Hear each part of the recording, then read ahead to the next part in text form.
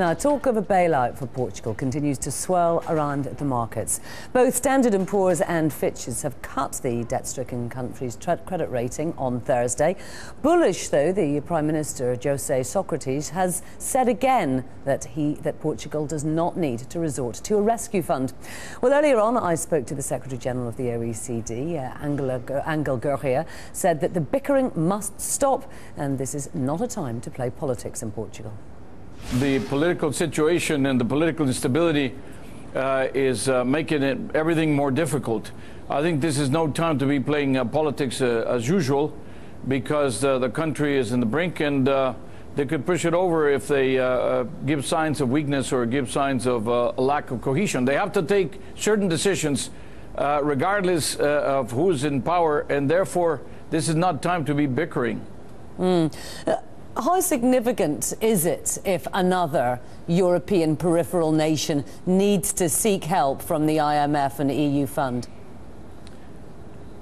Well, frankly, I think this can be avoided. And second, there's a large amount of money that is there, that is available. They ring-fence Greece. They address the question of Ireland.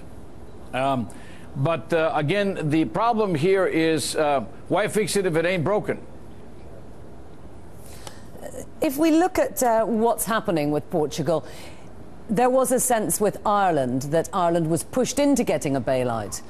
Are you saying this time that Portugal should not be pushed into getting a bailout by Europe unless they absolutely need one? I disagree with the fact that Ireland was pushed to doing anything they didn't want. In the end, they needed it. They took it. It was the appropriate thing to do.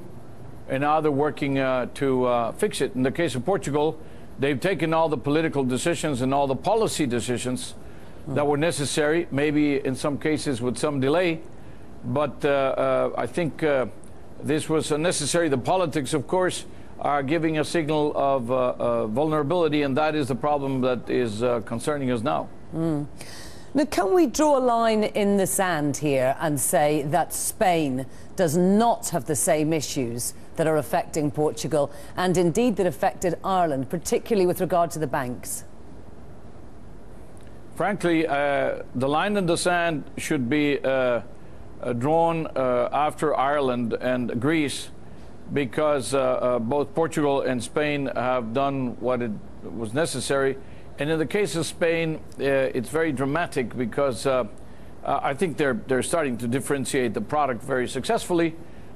They're addressing their deficit, they're addressing the labor market, they're addressing their pensions, and they're addressing their banking system, which are the four issues that had been signaled as vulnerabilities. They're addressing them all, they're doing the right things. And this is why Spain is kind of separating itself in terms of the risk perception. We've got the European Financial Stability Facility. Are you happy with what's been put in place by European ministers? And do you think it will be a sufficient antidote now to calm down the markets? Madam, I can tell you this is very good news indeed. The fact that they're putting a very large number in terms of the amount also comes with the IMF part, and also comes with funding by the ECB for the financial institutions. That means you're creating a huge safety net, but you're creating the conditions so that you won't have to use it, which is even more important. That means you're looking at the coordination of the fiscal policies, so that you do not have any more cases like the Greek situation, and that there is greater fiscal discipline. And I think this is good news. I think, of course, it takes time to get 17 countries or even 27 countries in Europe to agree on something. But once they finish doing this, we are all going to be better for it, and the markets are going to be more stable for it. This is Europe building institutions.